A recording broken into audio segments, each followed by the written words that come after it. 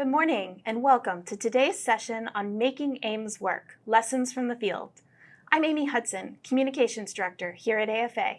Our guests today are Bob Hill, AIMS Coordinator with our DW Steele Senior Chapter, and Lieutenant Colonel Adrian Zollinger, former commander of the 317th Recruiting Squadron. The Air and Space Forces Association and the Air Force Recruiting Service have partnered together to inspire the next generation of Airmen and Guardians. Bob and Lieutenant Colonel Zollinger have been at the forefront of that effort, and they have plenty of lessons learned to share with us.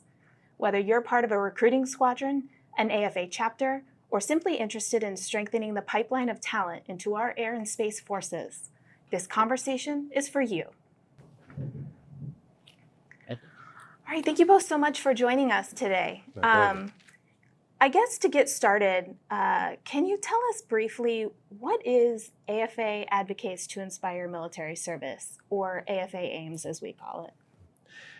AIMS is an initiative that was formalized with the Air Force Recruiting Service in early 2024, and the DW Steele Chapter wanted to take the lead in that initiative. And as the AIMS chair, I met with Colonel Zollinger and his leadership team at their squadron to get acquainted and to talk about the opportunities that might exist for us to promote recruiting in AIMS. And it has been a very strong relationship that we have developed over that time, and we've been able to co-host several events that I think are promoting recruiting, make it much more visible in the community, and it's actually turning into results. Okay. Now, when this initiative first launched, the Air Force was in a recruiting crisis. That's not necessarily the case today. So why should a chapter get involved? Is it still really important to be doing this? Oh, yes, it absolutely is. So if we go back to when we were in the recruiting crisis, there was multiple reasons for that, and we've done a lot to address most of them. But many of those conditions still exist, and so it's important to continue to do those things that helped us get after the recruiting crisis, because the Air Force is doing much better now. We made our goal last year. We're on track to exceed goal again this year. But if we stop doing all the stuff that we were doing to get after that gap, then it would very likely be a problem again. Okay. And I think the Colonel would agree with me, Amy, that the underlying reasons for the problem in the first place really haven't gone away. So, for example, the talent pool is very small considering the entire population of the country. In fact, 77% of all young people, 17 to 21, are not eligible to join the military for medical or moral reasons.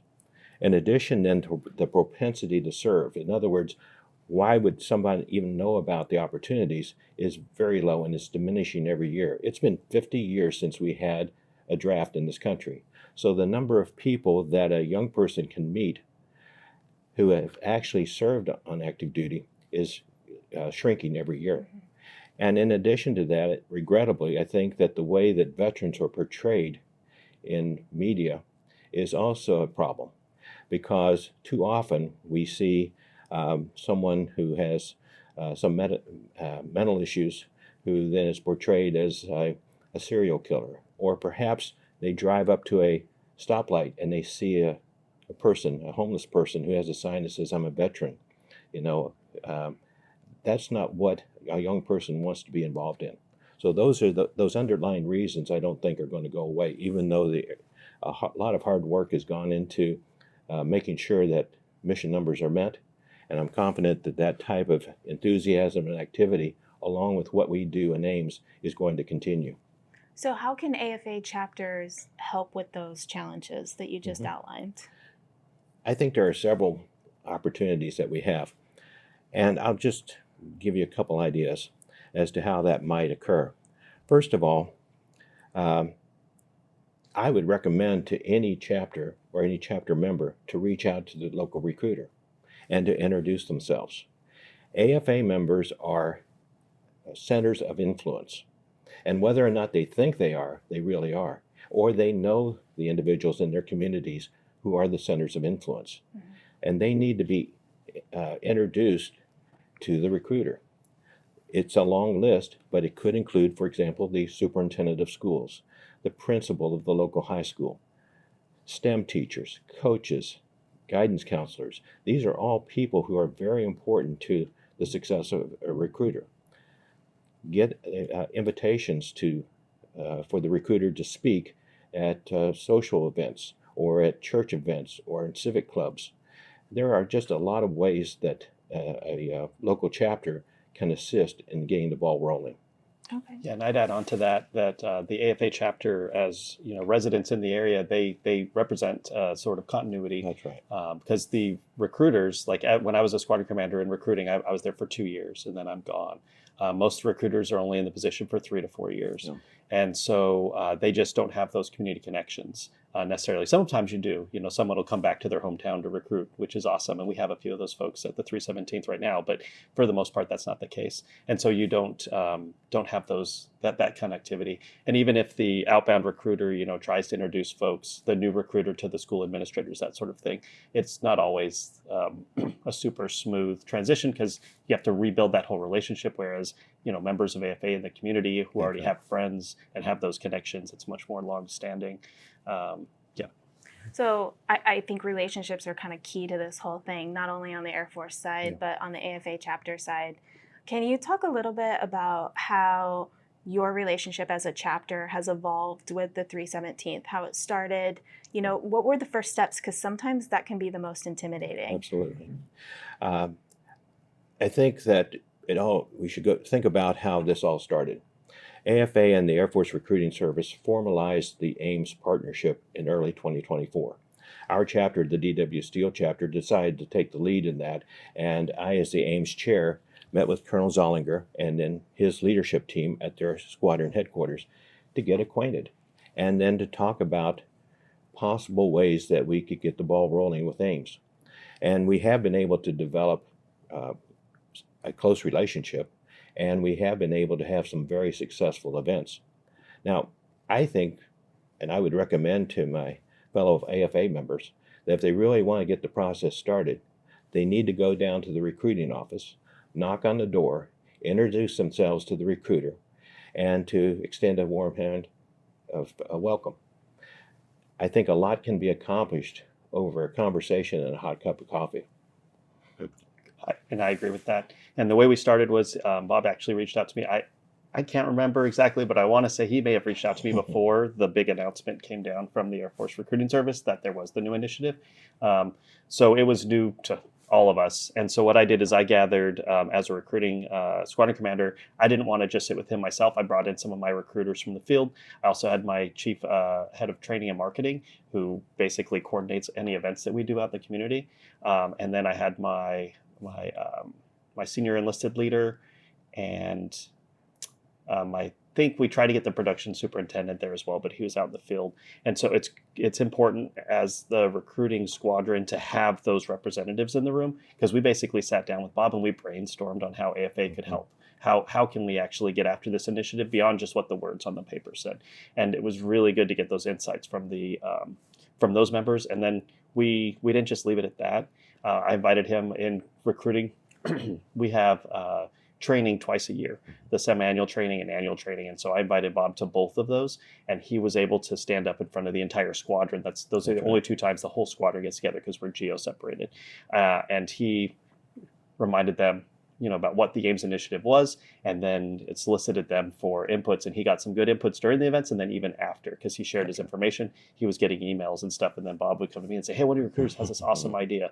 And that was where, when you're getting the inputs from the folks with the boots on the ground, the people in the fight, that's where you're going to get the most impact. Excellent. Yeah. So what advice would you give a chapter who is just initiating that relationship? Because I know when we were first talking, you said it's really important to have the right people in the room. So as when you don't have a relationship with them, if they're a new chapter, what do you need from them to make sure that you can get the right people in the room?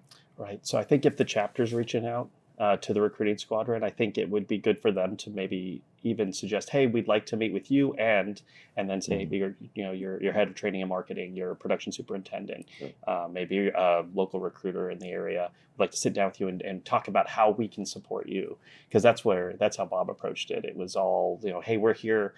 Your general sees the importance of this relationship and how much we have to offer, and we're trying to, at the time, we were trying to figure out what that would look like. And so it was awesome because he actually actually, the way he had requested the meeting, he didn't just ask for an office call with me. It was, hey, I want to meet with your team. So I think it's, it's important to be clear in the language there. And then I'd suggest to like the recruiting squadrons, they already know they're supposed to be connecting with the AFA chapters. And so finding out who those, who the rep from the chapter is and reaching out to them as well. And you can, there's ways from one AFA chapter to get a hold of all the other AFA chapters, because our squadron areas are huge. Mm-hmm. So the Steele chapters, who we've been primarily working with, but there are multiple chapters within our region. We just, he's close to my headquarters. So we've done lots of stuff with them, but there have been other outreach from the other local chapters as well. Is there anything for an AFA chapter to do if they're not located next to a recruiting squadron? So the thing there is the recruiting squadrons, we basically, our territory is broken down by zip codes. They might not be near the headquarters, but there is a recruiting office most likely nearby, or within an hour or so. Some of the Midwest states, really large territories with fewer recruiters, but they definitely have a recruiting squadron that encompasses their chapter. Potentially, there might be overlap because it's not all cleanly broken down by state necessarily. Okay. From that initial coffee talk meeting and the 2 briefings that you did with the whole squadron, can you kind of talk about how the relationship evolved in some of these other events? You guys have done several really great events that could be templates for the rest of our chapters. Can you kind of talk about that a little bit? We wanted to have more than just words, and we wanted to put aims into action. And so we decided to co-host events, and we've had successful events. The first one that we held, that I think was the easiest one to hold and one that could be easily adopted by other chapters, involved the ribbon cutting ceremony at the squadron's new recruiting office in Alexandria, Virginia. We decided to hold that event, and we divided up the tasks. So our chapter was responsible for contacting the local Chamber of Commerce and AFA national leadership to let them know about the event. And Colonel Zollinger and his team were responsible for all the logistics associated with it, as well as notifying his chain of command. When I called the local Chamber of Commerce president, she was really excited about the opportunity, because the whole mission of a Chamber of Commerce is to promote local businesses. And she had all of her checklists, she had all of her points of contact, she had everything we needed to hold a ribbon cutting ceremony, to include the ceremonial scissors and the ribbon that we subsequently cut to open up the new office. So that was easy, frankly, on AFA's part, whereas the recruiting squadron then was responsible for making sure there was a good crowd there and providing refreshments. It was a big success, and it's one of those events that I think can be replicated throughout AFA, because every town in the country has a Chamber of Commerce. And the mission of the Chamber of Commerce is to promote local businesses. So even if the recruiting office isn't new or refurbished, it's an opportunity to have an event and to shine a light on recruiting in the local area, and to make people aware that the Air Force and Space Force are there and are recruiting young people. So again, this is, I think, an opportunity to really get the ball rolling with something that's tangible, that's going to then spin off to other opportunities.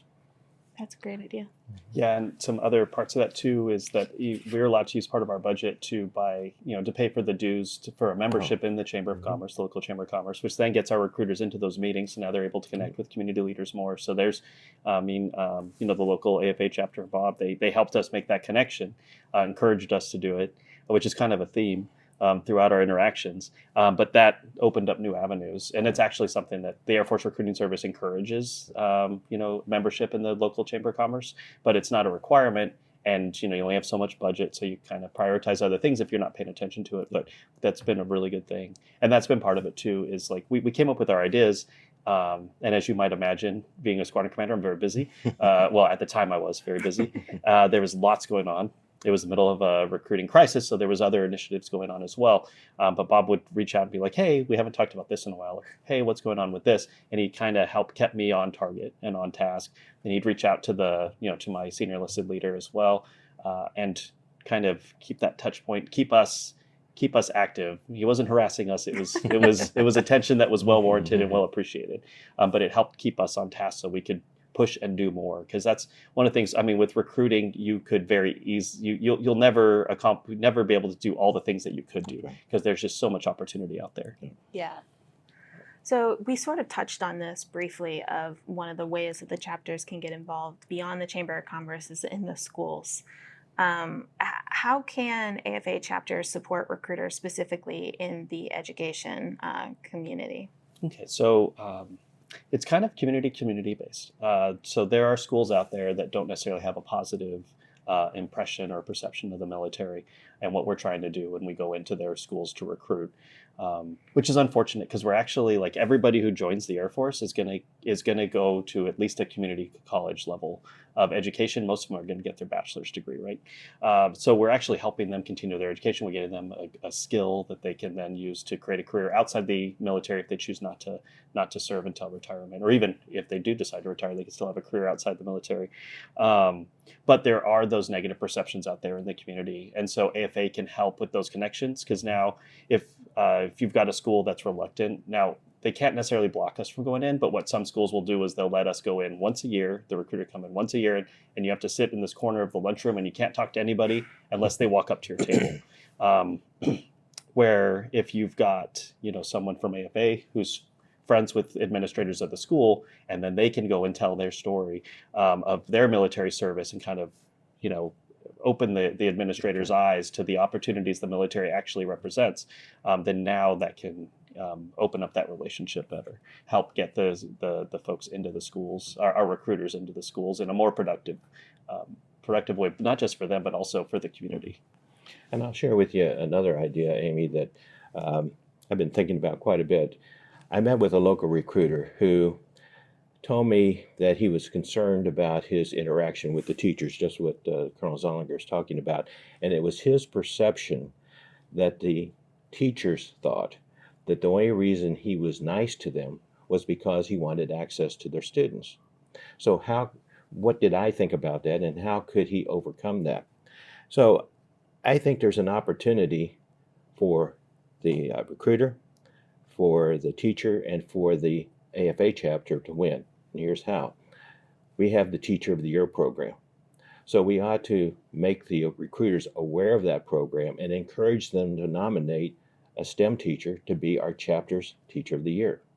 So the teacher wins because now they're recognized for their hard work and supporting their students.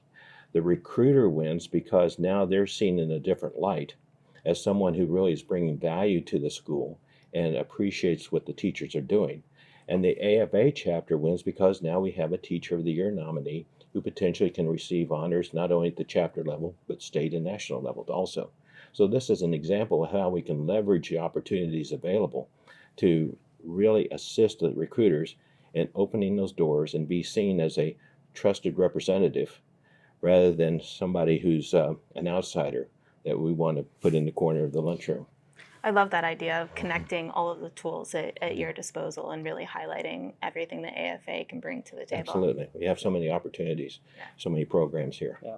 And what's really awesome too is once that initial contact is made, as long as once the teachers and the administrators are able to have just a conversation with the recruiter about what benefits the Air Force offers, and what the prospects are for these students who are potentially going to join. A lot of times what we see is then they kind of change their tune because they completely misunderstood what our motivations were and what service is going to look like for their students. And so once you can change that perception, then it opens up, because now they're talking to their peers who are talking to their peers. Okay. So we've seen excellent results. And if you think about it, we just talked about the fact that there's a low propensity to serve and misperceptions about military service. Well, that extends not only to these young men and women that we're trying to recruit, but it also applies to the education community. Yeah. So it's part of that education process that we can bring forth that I think is going to open up those doors. And what we're talking about here is not just relationships, but it's telling your story, That's exactly which is right. one of the key initiatives of the AIMS program. So let's dig a little bit deeper into that. Like, what exactly does that mean? Tell your Air Force story, tell your Space Force story. How can people do that? What are you looking to hear, and what kind of benefits can that offer? So I think at its most basic level, the initiative to tell your story stemmed from findings that vast majority of the target demographic in the country had no contact with military members. So they didn't have any family members, they didn't have a nearby base, they had no family friends. Like Bob was talking about earlier, all that they saw was stuff on TV, which is often negative. Even the stuff that's good out there, like Wounded Warrior, talking about helping our wounded soldiers, still portray that soldiers are all going to go off to war and come back and need this massive assistance, right? So at its most basic level, what it is just talking to people in the community, sharing that you're in the military and how that has benefited you, like how the positives, or just not even just focusing on the positives, just like here's where I was, here were my opportunities, and then I joined the Air Force, and so just doing that, it helps those the students and the young people see themselves in uniform, especially when you have someone who looks like them, comes from a similar background, is able to share the story and talk about all the cool stuff they've done in the military, the opportunities that they've had. A lot of times that can really change the perception, because unfortunately for many that we've got a smaller percentage of the population that's even eligible, but even out of those, like it's only a small percentage of them that even realize the military is an opportunity for them, or something that they could do. Because even the ones who maybe are familiar with the military, they might think that they see like a movie about special ops guys. They're like, oh, I can never do any of that stuff. Well, the military is so much broader. Right. There's so many more opportunities than just the special ops, which I'll add. You don't have to look like the guy in the movies. Like it's more mental. There's actually a lot of opportunity out there for even the person who considers himself average, even in the special operations, special warfare career fields. Right. I'll add on to that, Amy. As you pointed out, the Air Force Recruiting Service has strongly encouraged AFA members to tell our story, which really means being willing and able to sit down with a young person and their parents and to talk about our experience in the military, why we joined, and the value and benefits we got from our military service. And I encourage all of the AFA members to create their own elevator pitch. In about a minute, be able to communicate to a young person why they should sit down with a recruiter to learn more about the opportunities available in the Air Force and the Space Force. And I'll give you an example of an elevator pitch, and it's mine. And that is, I grew up in a very small farming community, and all of the men in the community served in World War II. And it was obvious that they were very proud of the fact that they had served their nation and defended it. And they talked about their experiences. They talked about the skills that they learned, and they talked about the friendships that they developed during their military service. I joined the Air Force through the ROTC program, and my experience was the same. I learned about leadership. I learned about teamwork. I learned about overcoming obstacles. And I had opportunities and experiences that I could never have imagined.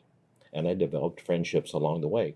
Mm-hmm. Now, military service isn't for everyone, but I encourage you to talk with a recruiter to learn about the opportunities available, because this may be the path for you. That's an example of an elevator pitch. And I'm sure that everyone who's watching or listening can do a lot better job than mine. I think that's a great pitch. I appreciate it. In fact, the Steele Chapter has done a fantastic job of connecting with younger people. And you've taken advantage of the tools that AFA HQ provides, like our Doolittle Leadership Memorial Toast. You guys held an event downstairs and you invited a bunch of young cadets to that. You've had a recruiting event here at the headquarters. Can you talk about the types of events you do? Because it doesn't have to be just going into schools. There's a bunch of different ways that you can connect with young folks. Well, you mentioned two of them, and I'll talk about each one briefly. First one was the Doolittle Tribute. We called it a tribute to the Doolittle Raiders, and it was held in conjunction with the National Tribute. So it was held downstairs in a restaurant, and we invited all the Civil Air Patrol members in the local area, ROTC members, junior ROTC members, of course, our members, to participate. And it was a great event, and it helps to embed the idea that we have a proud heritage and that young people can join a proud service and be part of the history and the heritage. We have to know that. Mm-hmm.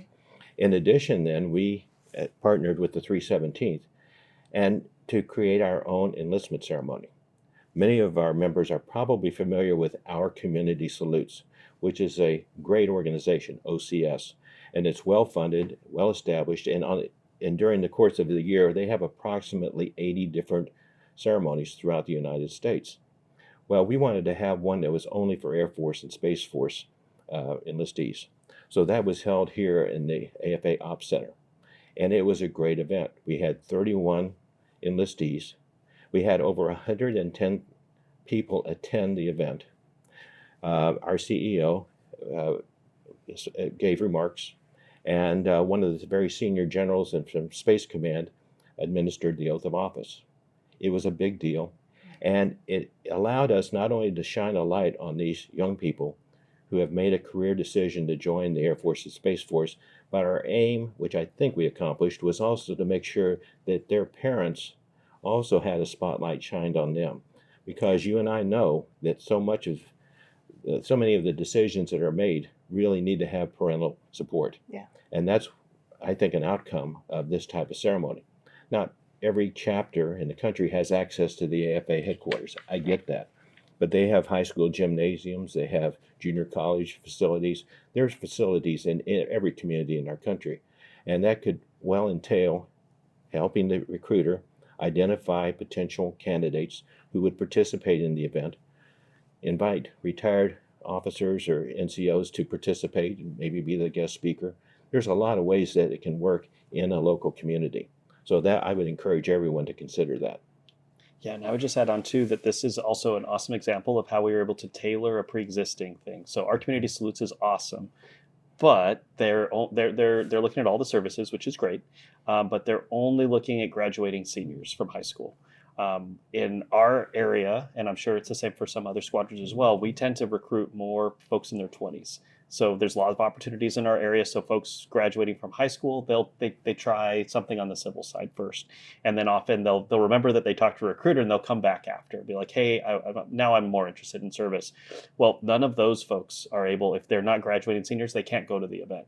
And so we were able to tailor it with Bob's help and make an event just for Air Force and Space Force recruits, regardless of how old they are. Okay. And so that was really awesome. It opened our pool because our community salutes folks sometimes complain because we don't provide the numbers that like the Marines and the Army do, because we're bringing in more folks that are a bit older. So our pool, as far as who they're looking for, is a little smaller. But this was awesome because we had, historically we've had a ton of folks who we couldn't do any kind of big event for. So now we could do the event for those folks.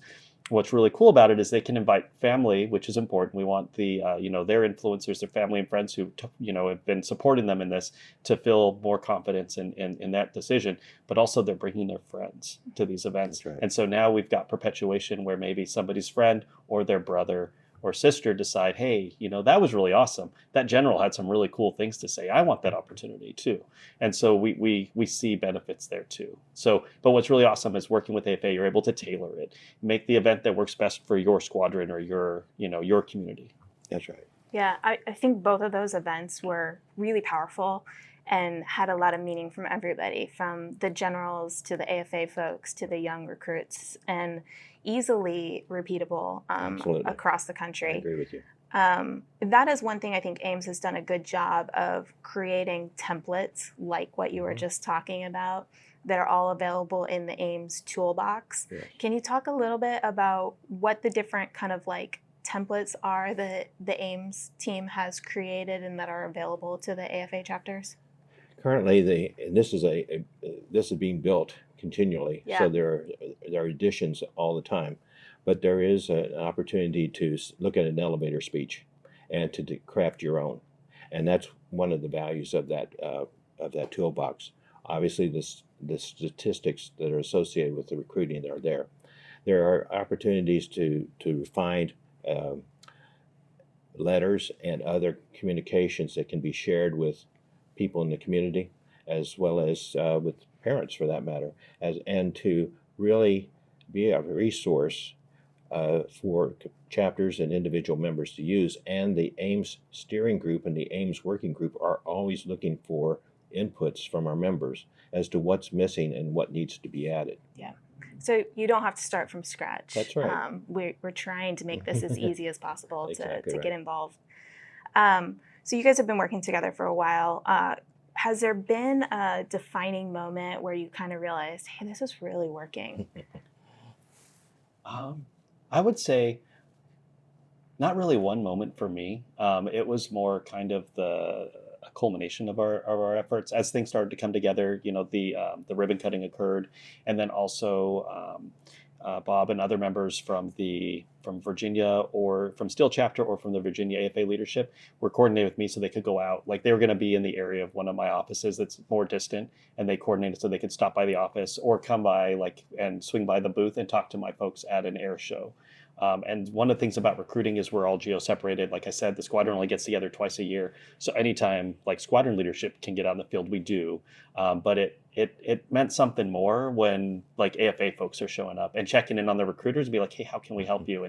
And checking on them. Because I actually got feedback from my recruiters when those events occurred too. So it's kind of a culmination of all that it just, I don't know, it just showed that it was a real good partnership that was working well. We were seeing benefits certainly to recruiting, but it was also my folks felt more supported, and they felt more cohesive as a bigger team, bigger than just the recruiting squadron.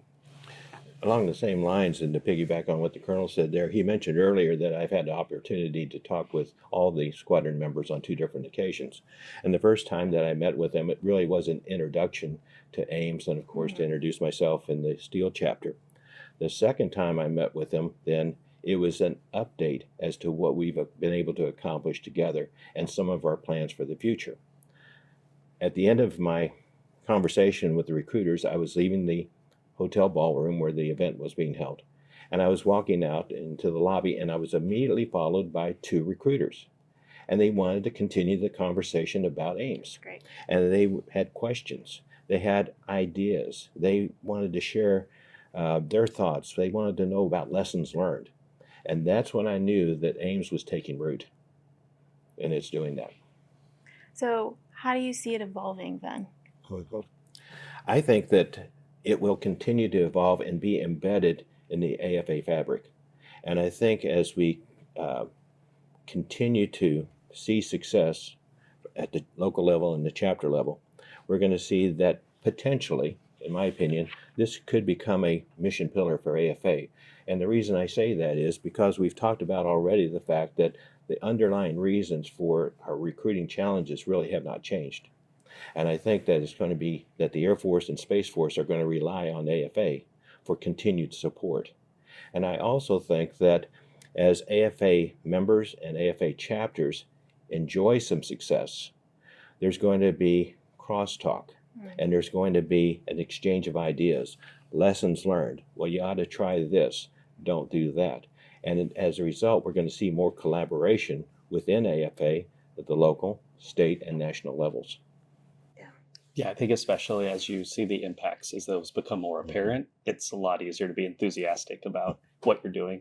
Like my career field, I'm a 13 November nuclear and missile operations officer. And so our primary mission is deterrence, which means we stop bad things from happening, which when you're sitting there and the bad things haven't been happening and they continue to not happen, it's hard to really know what impact you really had on that. Whereas Ames, this is different. Like the recruiters can see, because they're talking to the kids who are going to these events, we track perpetuation. So they're seeing, oh man, I did this event with AFA and then I got 3 more leads from that and only 2 of them joined, but that's still huge if that's the case. So I think the recruiting side is going to stay enthusiastic because we can see the results, we can see the impacts. And I can only imagine that being an AFA and, especially when you're talking to, it's your relationships in the community, like you're going to have follow-up. You're going to talk to that person that you know again, and you're going to hear about how the person that they spoke to or the lead that they provided is now in the service. And I can only imagine, that I would be super excited. That would motivate me very much. So I can see it just on the grassroots level continuing, and then just the impacts are big enough that even at the national level, I could see this staying as an initiative and maybe growing into something more. That's excellent. Well, thank you both so much for your time. And I think that this is wonderful, and I hope that we have inspired some of the other AFA chapters to get more involved. Bob, I'm going to go ahead and let you close this out. Thank you very much, Amy. Ames is not just a program. It's a movement built on relationships, respect, and the shared mission of inspiring the next generation of airmen and guardians. Whether you're located near a squadron or in a remote community, there's a role for every AFA chapter and member in this effort. Please visit the AFA website, explore the Ames toolbox, reach out to recruiters and community leaders in your area, And don't forget to share your story. Use hashtag MyAirForceStory or hashtag MySpaceForceStory. Together, we can make a difference.